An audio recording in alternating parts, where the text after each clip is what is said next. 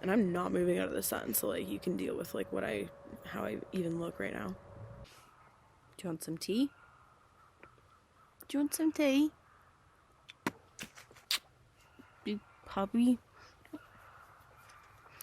Animoosh loves giving hugs. I came into my room this morning and just like rested his little head on my bedside and just came in for a hug. Animals are so wonderful. We're so like connected, and they're so just regulating for us, so regulating for them. Right, buddy? Yeah. You just fall asleep right here. I feel you leaning the weight. Leaning the weight. He just might rest his head. So good morning. Good morning from my hometown. Good morning from me and Animoosh. Animoosh. I'm so happy to be here. I don't have like an actual video or anything planned. I just wanted to come on here and say good morning, and I don't know, I'm just like super happy to be here. I get such a good feeling as soon as I pull up past Prince George and like get into the thickness of the trees and just some, you know, mountains and foothills and stuff, and I just start to feel small and like I remember my place in the world as a human being, just among everything, and I'm no better than the trees, no better than the moose, and just it's so humbling. And yeah, like as soon as I jumped out of the vehicle, like I already grabbed the dog and we were out for our, you know, usual walk. I haven't been here since about June, the end of June, and just nothing changes. It never does. And every time I come back, I'm a little bit different, a little bit more evolved in myself and in my career, and just music that I'm listening to. Like everything changes for me every time I leave, and it's so good to know that like at least one thing in my life really does stay the same, and that's just this changing of the seasons around here. And they get a very quick fall up here, and it's just, as you can see, it's just very gorgeous. I wish they made warm beverages for dogs. But yeah, I'm visiting family. I'm missing some family members that aren't here, and I think that that's, you know, relevant for everyone, that holidays can just get really, you know, a lot of emotions, just missing people and not everyone being together at the same time, and you know, just people are gone, and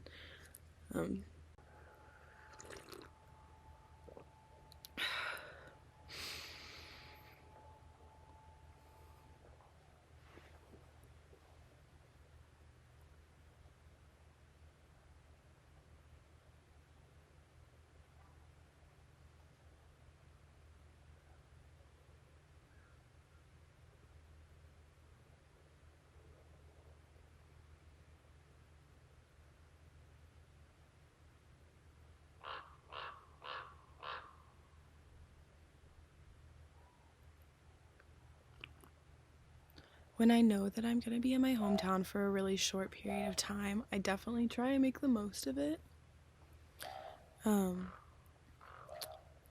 So like as soon as I got here, I jumped out and went on my normal walk, took the dog, and just breathed and went and hugged all the trees on my path. And I do that for a super specific reason. Going through holidays without someone that is such a valuable piece to the family that can't be replaced or made up by extra excitement or extra substances, or just, they can't be replaced. There's no replacing them, and we can, you know, want that feeling back, but the reality is that not everybody comes back. And learning to enjoy life as an individual on your own is so important, and loss is a part of life. You know, we're no more important, like I always say, than the dying, animals or trees, Animoosh. We're no different. We're given different gifts, but we need to be just as humble. And this place makes me so humble for every single reason. Like, every time that I needed to take a break in life, or every time that I needed to go away and find myself again, I always can come here. And it's unconditional. There's so many people in this world, and like just situations and things that will give you situational or circumstantial love.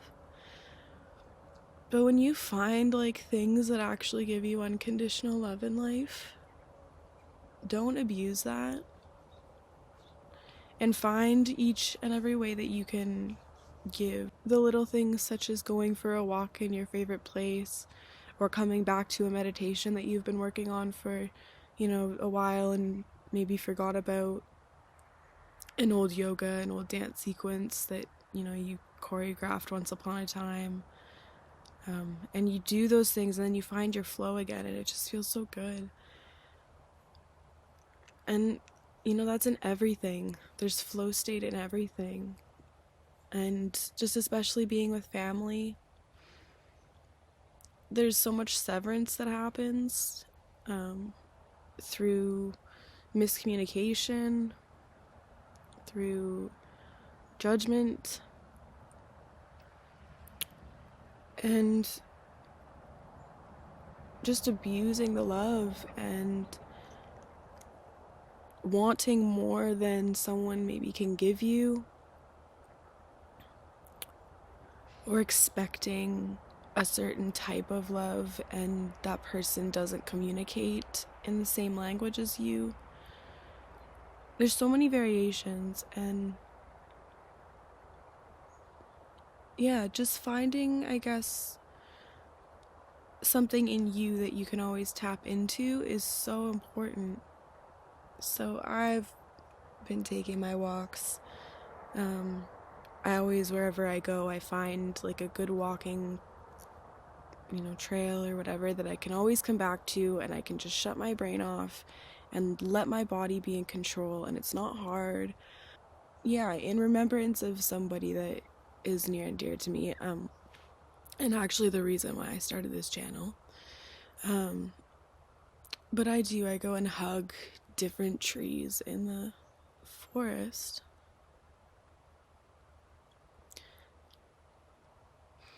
And that's personal, why I do that to me and my family, which I don't need to discuss. But the emotion, obviously, that gets brought up and out, that's how you know it's working. I talk a lot about how, things work in your brain and things connect, and if you study your body and you understand the way things work the way they are, you'll have a better relationship. And I also talk a lot about not being able to express emotion due to my own pharmaceutical prescription, and there's those odd times that my brain and body can overtake that.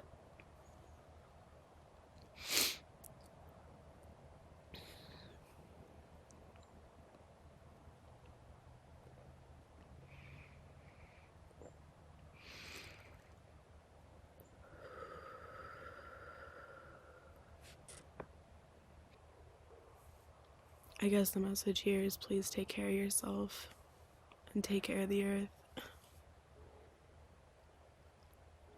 And in turn, things will take care of us.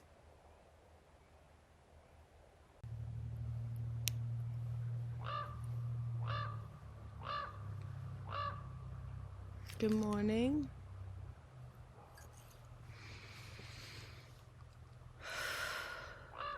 My body, my brain, my heart, just everything is like in unison.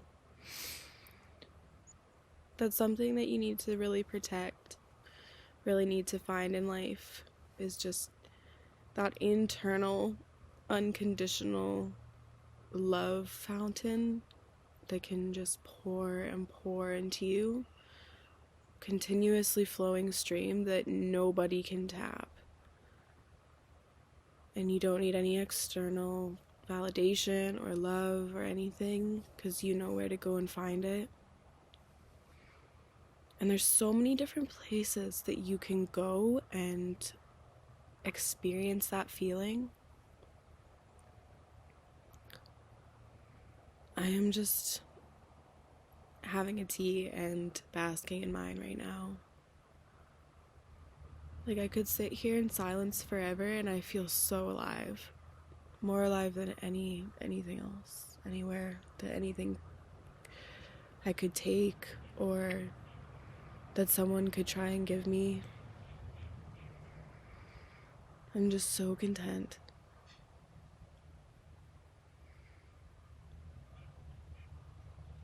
And I have a really unique, perception. I can really see, all the particles in the air. And, in the morning, especially when the clouds are, and, the vapors are being lifted from the ground to the atmosphere, I can see it all. I don't know if that's everyone. I hope it is. I hope everyone can see that. Just the earth breathing. No drugs involved. Just the more air that you take in, the less that you hold. That's the secret. That is literally the secret. The more air you take in, the cleaner, fresher, you're always gonna have clear, fresh thoughts. It's so simple. But as human beings, we need to be told these things. If we're not told them, then we don't know. It hasn't been downloaded yet. Our thoughts, a lot of the time, are accumulations of things that we've seen, read, experiences. Most of it all is.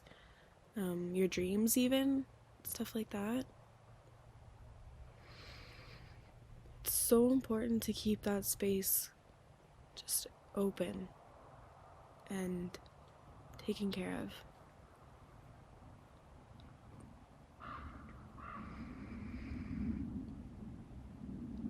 I need to hear that.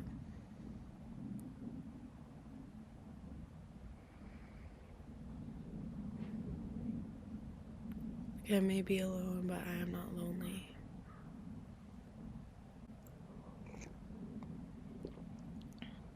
And I'm not even alone. This has been a wonderful session. This was just a vent session. Maybe I make these different vent sessions to actual more helpful therapeutic sessions, maybe to other people, but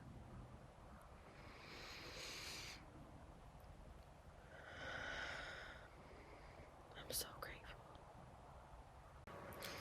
grateful. I'm telling you,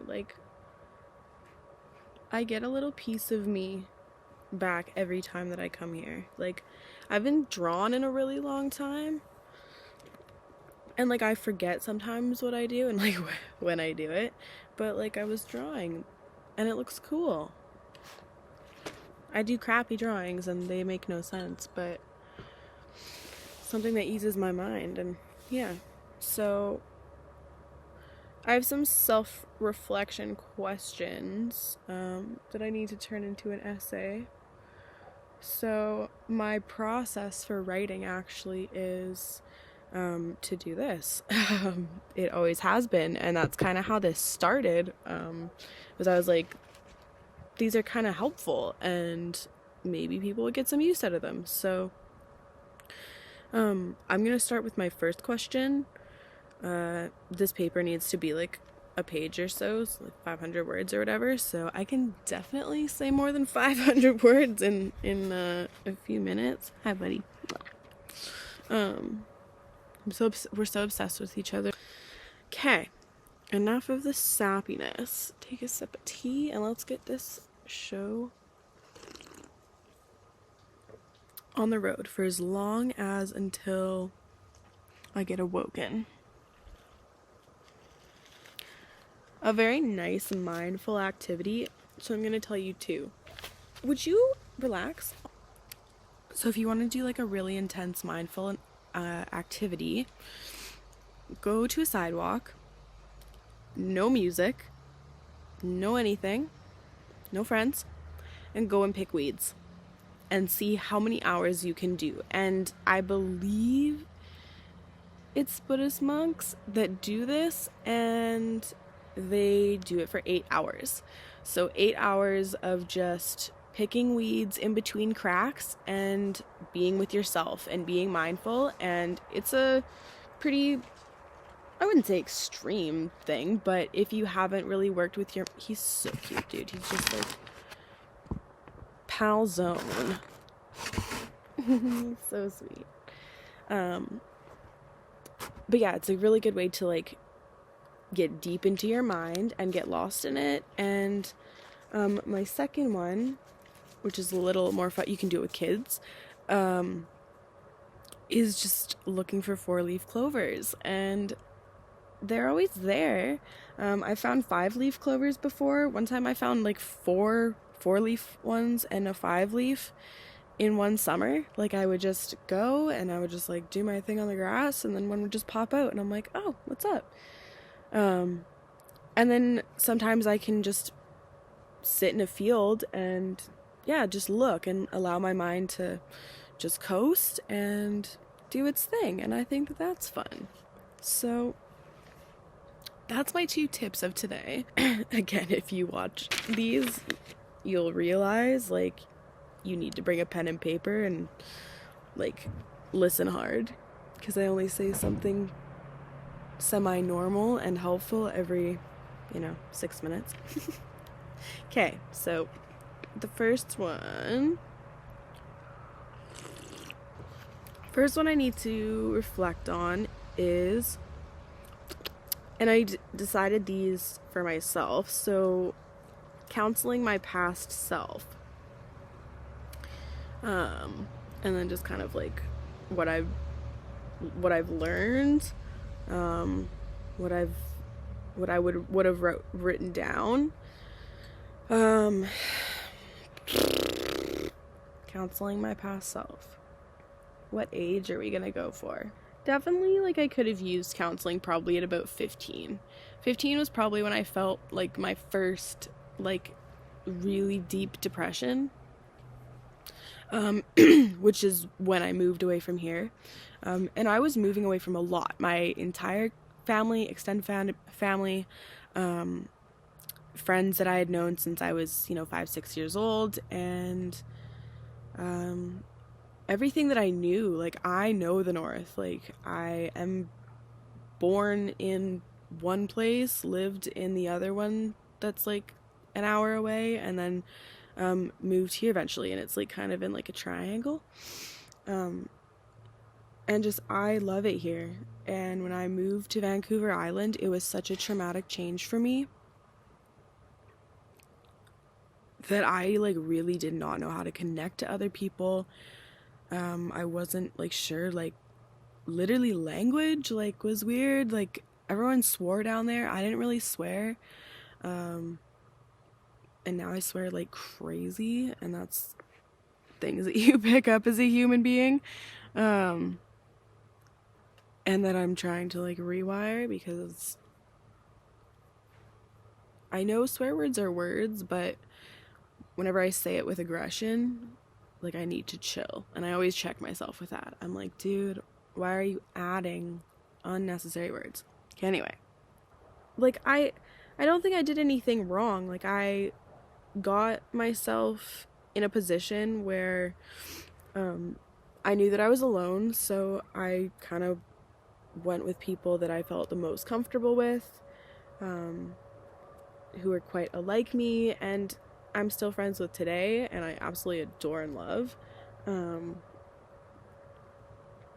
we're all doing our own thing, and I think that really speaks to like the unit that we were, is that like, you know, it's kind of like one of those band of misfit kids, and really found sanctuary in just talking about conspiracy and history and never going to class and playing cards at diners and eating like my money away in poutine. I really like went through a lot of stuff to learn emotional regulation. Like I didn't know what I was learning, but yeah, I don't know. I guess I kind of got, I don't know, I got that from myself. I think what I would more say is like how are you really? Like how are you really? Like what is bothering you? Like really? Because I think that there's always just like that one core thing, maybe a couple core things for some people. And I'm not moving out of the sun, so like you can deal with like how I even look right now. But like there's always a core thing going on.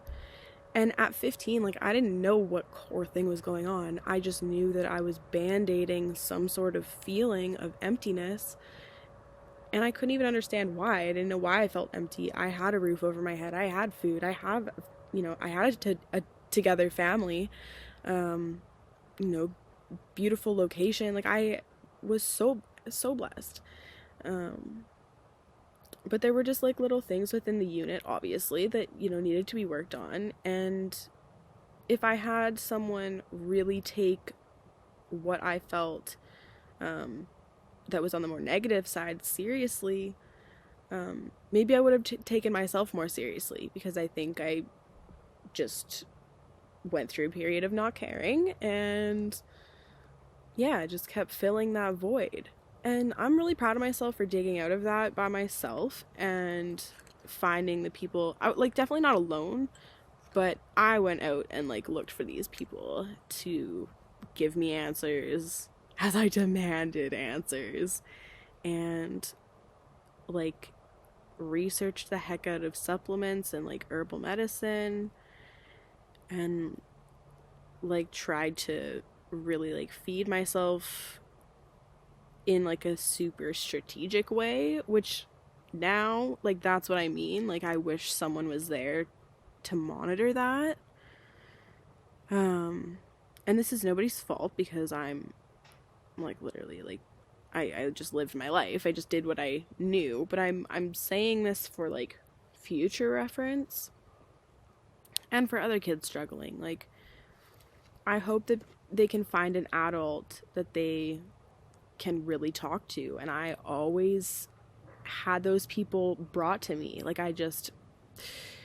they were just there at the right place, right time. Like how I met my best friend, like, you know, she was right there, right place, right time. And just, yeah, like all the little things. I don't know. I love thinking about them. I don't want to share them. They're just in my brain and I can think about them, and I'm happy to think about them. Like my memories just come back and I'm like, I sit in them for a second. I don't want to go anywhere. I'm in the sun. Like, oh my gosh. So yeah, I think I found my answer within that. Is basically trust yourself. Just trust yourself. Just having someone there to validate that I was doing the right thing. Because I just felt like I was running around blind. And I trust higher power. I trust, you know, laws and entities and all this other stuff. I trust it.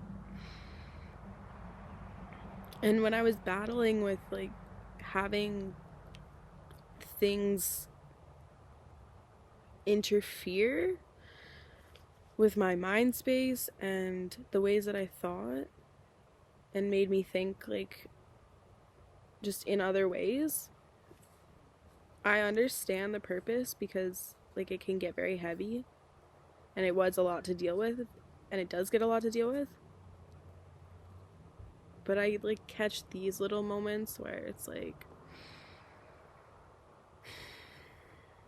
Nothing else matters.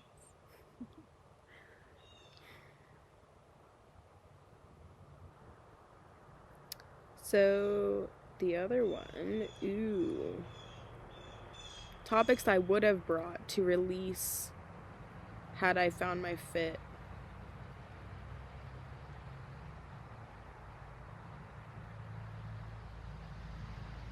I won't go into detail, but I will talk about that for a minute. Topics I would have brought to release had I found my fit. So what I mean by that is like find like a good therapeutic alliance, which I ended up finding. And of course life is so busy that I just can't always attend, but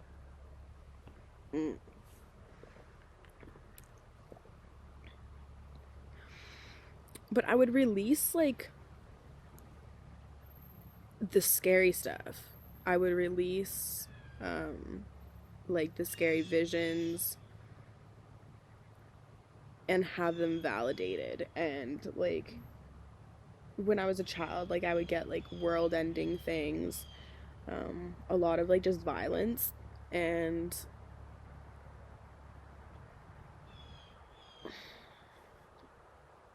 when I release those things and talk about them, I'm able to like puzzle together you know, what they mean in significance to me in my life. So having an older professional who I can trust and who like they have a trust in me that I'm telling the truth, because that's something else that I really struggle with is like I would be labeled as like non-compliant within like hospitals and stuff, and like that wasn't true, and that's like extremely triggering for me to think about even, because I wasn't non-compliant. I wanted to get help. I just didn't want them to like override everything that I was telling them and just do what they like knew by the book, which was not anywhere near helpful.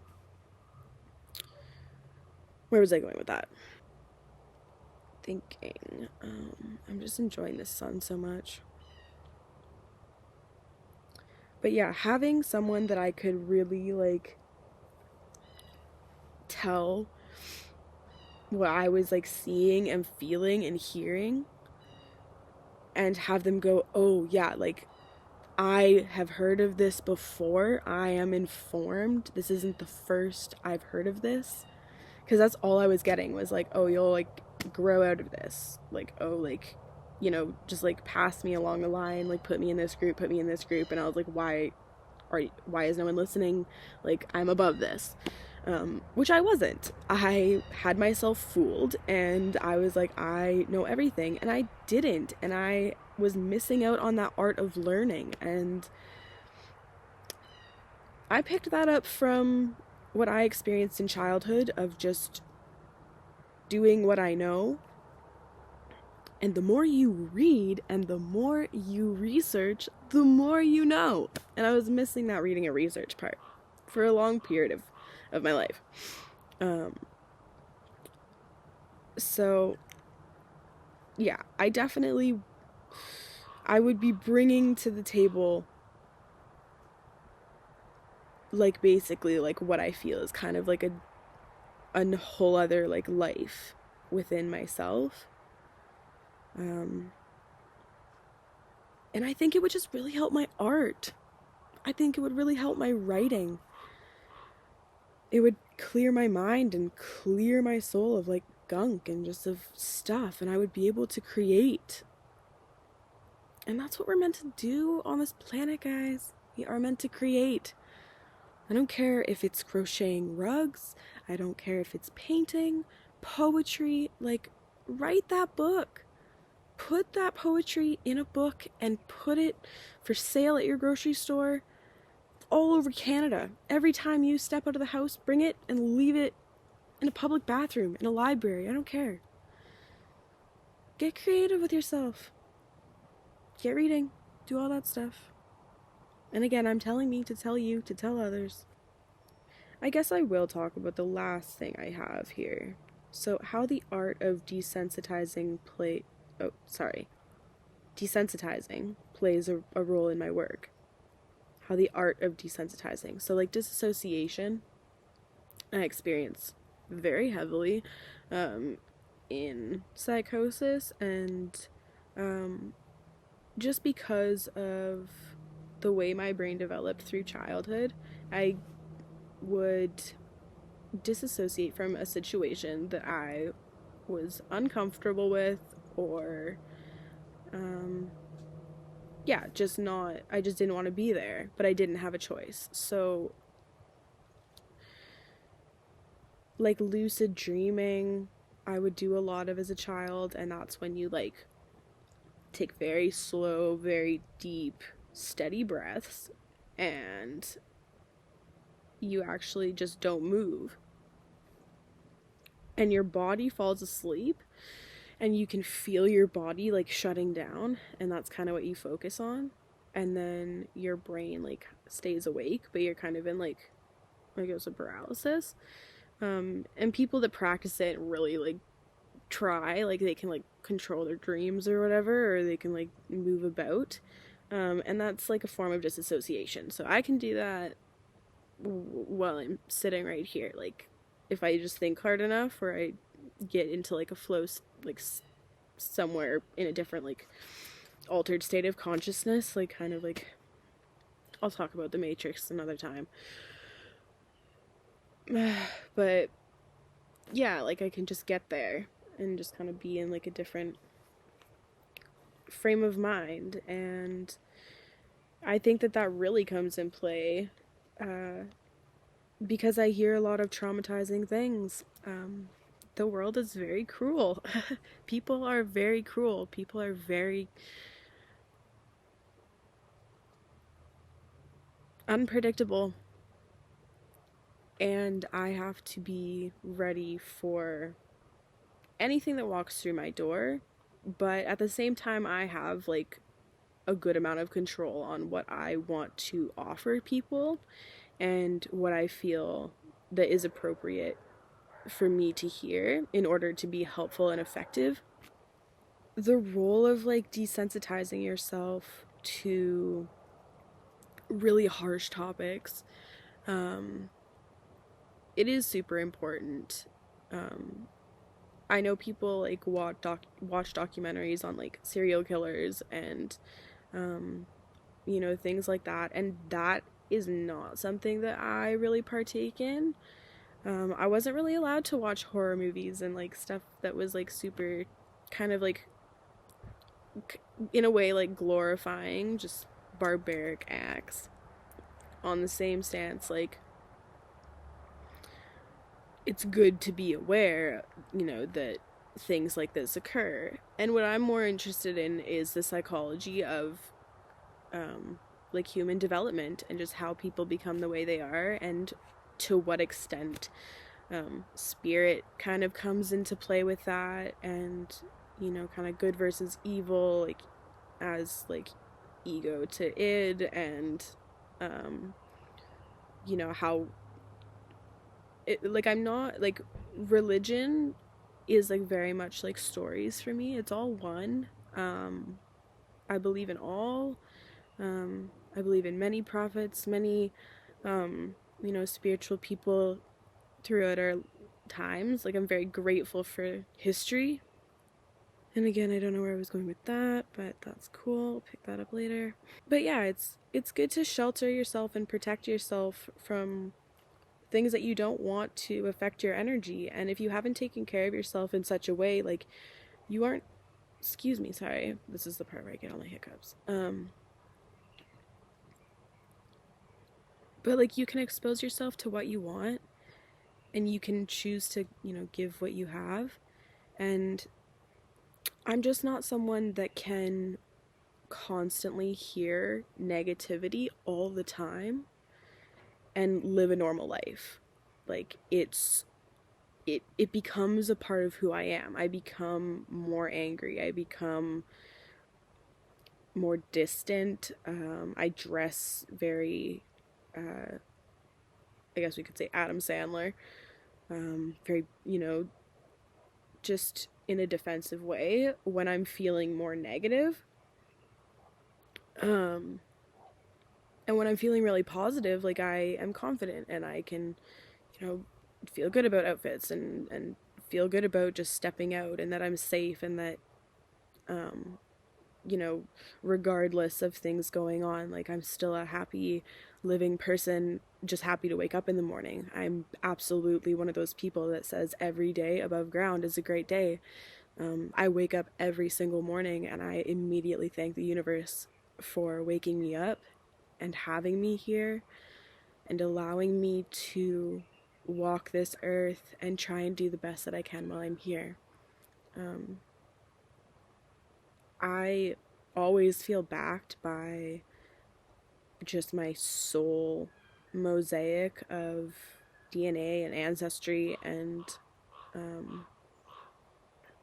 spirit from, my loved ones. So I think that that really shows through, like, in your personality and the way that you approach the world, is what you're getting and what you're allowing yourself to get and receive. Like, that's what you're going to give. So if you're constantly allowing yourself to rake in negativity, that is a choice. You can choose to find little pocket holes to feed in positivity until those pockets become larger and the negative ones become small. And again, there's tons of research, but this is an event session. I'm not doing a presentation right now. I'm just having a tea, watching the sunrise. So I hope that that was kind of helpful. If anyone got anything from that. If anything, I hope you just enjoyed sitting here, and if you're having a cup of tea, if it's the morning for you, wherever you're at, I hope you find some great moments in your day, even small little joys. I hope you make them yourself. I hope you get out into nature, take a walk, see a bird.